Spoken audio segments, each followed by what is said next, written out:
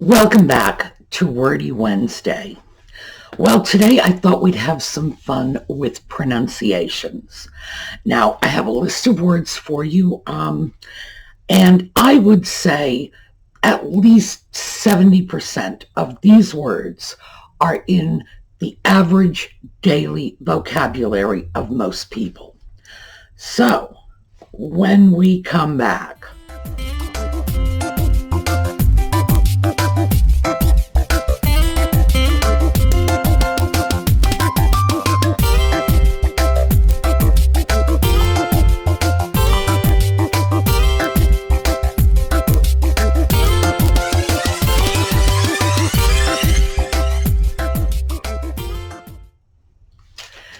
okay, so here's how I'm going to do it. I'm going to spell the word and show it to you printed. Actually, where do I print the words? Here. This is where I print the words, right in this section. So I'm going to spell the word. I'm going to show you the print. I'm going to give you a quick little 1 or 2 word definition. You pronounce it. And then we'll see if you're right. Okay, so basically we're going to have a word quiz today. All right, first word, C-A-L-M, peaceful, serene. It's got to be a word in everyone's everyday vocabulary. How do you pronounce it? All right, it's calm. You do not pronounce the L. And there are a number of words like this. Palm is another one. Almond, another one. Sherlock Holmes is another one. L is an interesting letter because it's a glide. It's a liquid letter. It is a consonant, but in a lot of ways it works like a vowel. In this case, we have a batch of silent L words. Lincoln is another one. Yes, you do pronounce one L, but you don't pronounce them both. Next, F-R-A-C-A-S. It's a disturbance, an argument, a disruption.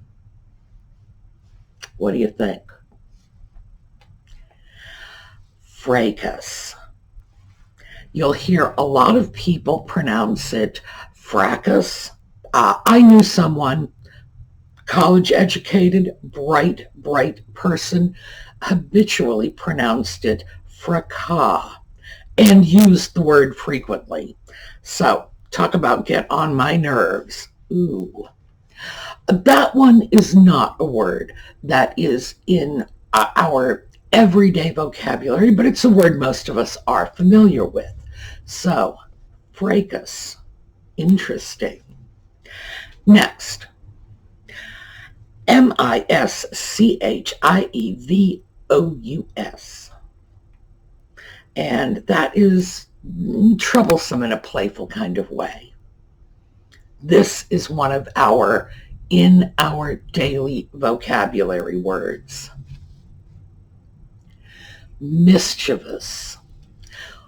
What you hear a lot with this word is mischievous. It's like there's an extra letter in there. So one syllable is mispronounced and we throw in an additional syllable.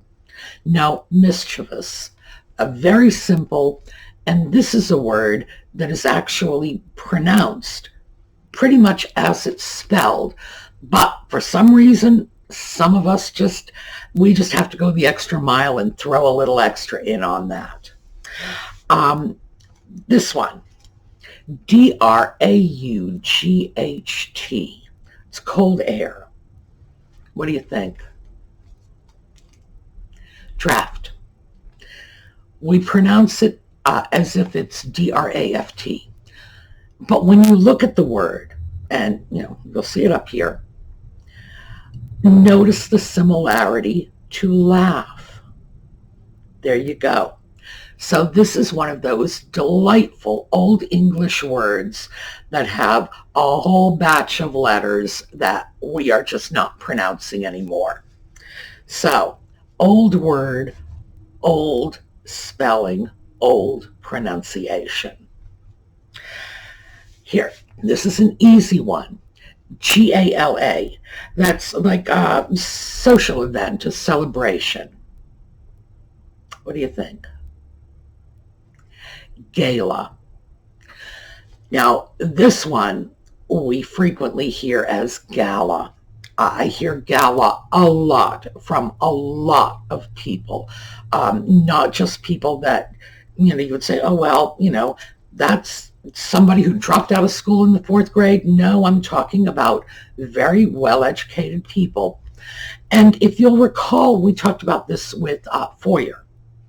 And many people will say, the foyer. Same thing with gala. You hear that gala. Somehow it's like we want to raise that pronunciation and make it sound a bit snootier, or as the Brits would say, a bit more posh. No, gala, that's it. All right, here we go. EPITOME. That is a perfect example of something. The height, the pinnacle. And this one, again, it's a word that is ordinarily accessible to most of us. Most of us do have this word in our vocabulary. So what do you think? Epitome. So simple. And we look at that word, and when you hear it, you realize, oh, Greek, duh. And that's one of the reasons that a lot of the words in our language are subject to wild mispronunciation, because we get our words from all kinds of other languages, and the pronunciation rules for Greek, where we get a lot of our words, are not the same as the pronunciation rules for Latin, where we get a lot of our words, or for Old English, where we get a lot of our words, Scandinavian, etc., etc. So that's why it's such a mishmash. It's our legacy from having a language that developed on a small and fairly accessible island in Europe. If our language had developed somewhere on the North Pole in isolation, we probably wouldn't have these problems. But yes, epitome, and it's the straight up Greek pronunciation. All right, this one, a color. Again, this is in the daily vocabulary of most of us. MAUVE. That's a shade of a sort of pale pinkish purple. What do you think? Mauve. It's spelled like it's pronounced like it should be spelled MOVE, which of course we know is move instead, but mauve. Who would have thought? But yes, that is the proper pronunciation. What you hear a lot on this is like mauve, or another, again, it's sort of like that. Can't we make it sound just a little more posh, because it's just an elegant little color, ooh la la. So we get in trouble when we try to make words a little more la la than they really are. So it's an interesting one. Mauve. Protean. It means changeable, versatile. What do you think? All right. Protean. Amazing. This one's just like it's spelled. Protean. That's the word. And it's funny because some of them are so different from the way they are spelled, and that throws us. Others, exactly like they are spelled, but we're expecting a difference, and that throws us. I love our language. All right. QUINOA. This gives people a lot of trouble. This is a little starchy seed that is used in the same way we might use rice or couscous or another like edible grain. So what do you think?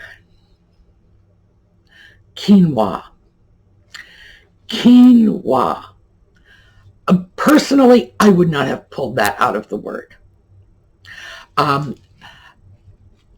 Again, we got this word, this is from South America, and we got this word directly from another country.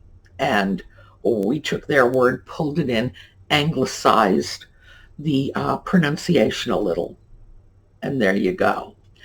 That is another word that, because it's a foodstuff, is regularly in our vocabulary. Even if we don't say it, we come across it in the grocery store, we read it in menus. Yep, quinoa. Okay, here's one. And knowing the word origin actually hinders your ability to pronounce it. Quixotic. Excuse me. That means unrealistically idealistic. Idealism to a foolish extent. We get this word directly from Cervantes' character Don Quixote. And that's why I say, if you know where it comes from, it hinders your ability to pronounce it. We pronounce it quixotic, just like it's spelled in English. But if you know that it comes from Don Quixote, then you're going to be tempted to say, well, wait, that's got to be quixotic. You know, wouldn't that make more sense? I mean, Don Quixote. And I get that. I totally understand why people have difficulty with this word. And as I say, the more educated you are, knowing that it comes from, Spanish literature, the more likely you are to screw up the pronunciation. And somehow that seems very unfair, doesn't it? Okay, next one up. Timbre. That is a quality of a musical sound. It's like a tonal quality. I don't think this is in our daily vocabulary, but it's a common enough word. We come across it, and of course, if we have any particular interest in music, yes, this is going to be a word we will be using. So what do you think? Timbre, like Tamber. How that I got that sort of A pronunciation, I have no idea. That's one that mystifies me, because in most of our Indo-European languages, an I is pronounced as like either I, as we are pronouncing it, I, or if you go over to the Romance languages, E. Hard for me to think of any other word in which I is pronounced A, but we've got it, this one. So this is a tricky. Here's one I like. Impious. And that means lacking in a religious respect. This is another word that the more you know, the more trouble you're going to get into in the pronunciation. If you know how to pull words apart, now I just told you it was a lack of religious respect, which means you're going to grab that prefix of I am, that negative prefix, rip it off, and you're left with pious. Well, the word is not pronounced impious. It's pronounced impious. So, if you are able to dissect it, pull the word pious out, you're going to find it's not only not going to help you pronounce it, it's actually going to hurt you. So, tricky word. One of, and I would have to say, Probably my all-time favorite on this list. D-O-U-R. Stern, gloomy. It's a short word, 4 letters. Should be simple, right? All right. When you look at that O-U-R combination, you see it in words like hour or sour, pour, as in P-O-U-R, to pour a drink. But also, you find it in tour, T-O-U-R. And that's the word this rhymes with. It's pronounced doer, just like tour. It's not that sort of O-R-E sound you get from pour. It's not the O-W-E-R you get from flour, like the grain flour. No, it's doer. The thing I find funny about it is we pronounce that word as if it were spelled D-O-O-R, but of course D-O-O-R is something we pronounce door, so go figure. The great vowel shift is responsible for this one, oh my. But door is a great word, and I would say that the vast majority of people who know the word and use the word mispronounce the word. All right, E-N-V-I-R-O-N-M-E-N-T. Surroundings. Now, I would have to say that for most of us, that particular word is in our everyday vocabulary. It's out there. And you can find websites or online dictionaries that will say, oh, there's more than one way to pronounce this. No, there is one right way to pronounce it. So, and we've talked about this before in general terms. This is environment. Now, when we say this, that middle N is just barely touched on. But environment, that R is in there.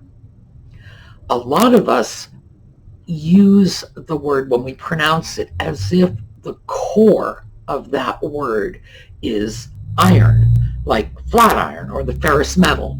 No. We get this from the French. And if you think of this word in terms of the shorter form, and both these forms came into our language at the same time in the 1600s, the shorter form, environs, we usually get that pronunciation absolutely correct. But because we see that I-R-O-N in there, and that is a word, totally different word origin. So environment has nothing to do with the ferrous metal, but we will sort of default to environment as if we're saying I earn right in the middle. No. I find myself doing it because, like I said, that middle N, we just barely touch on it. And sometimes I'll stop myself and say, wait a minute, did you say that right? Because I'm not sure what I heard. I don't really think I heard the R or the N. Environment. And, as I say, remember, short version, the one that came over, we got them from French, by the way. Did I mention that? 1600s France. Environs. We don't make the mistake with the shorter form of the word, but we tend to with the longer form. Bad us. All right, H-E-G-E-M-O-N-Y means leadership or dominance. And we hear that a lot in the political sphere. What do you think?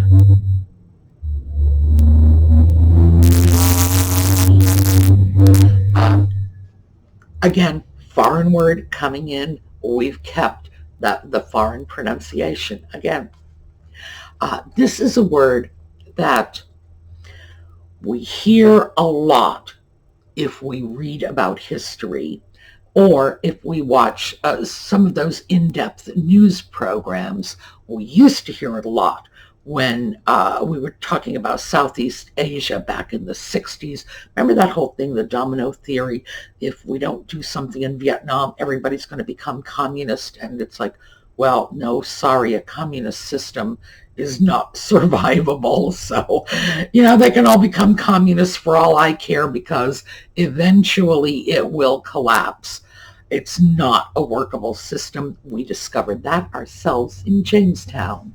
So we heard that word a lot in times past, and it's still in the realm of political sciences a common word. Here's another one, inchoate. This one means unformed, not yet formed, undeveloped. What do you think? Inchoate. That is a good word. It's one that if you're not using it, I strongly suggest that you find yourself baking a cake and the cake hasn't quite risen, and you just go in and say, oh, I'm sorry, this is my inchoate cake. Just find a way to shove it into your vocabulary.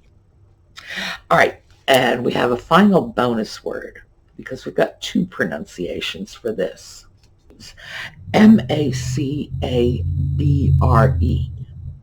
All right, and this is disturbing or horrifying, especially if it involves death and dismemberment. So just having passed Halloween, it's a good time for a word like this. It's macabre or macabre. It's not macabre. And macabre is what we as English speakers ordinarily do with a French word that comes into our language with that RE suffix. We did that with theater. We didn't say theater, theatra, or theat. No, we took that RE and turned it into an ER.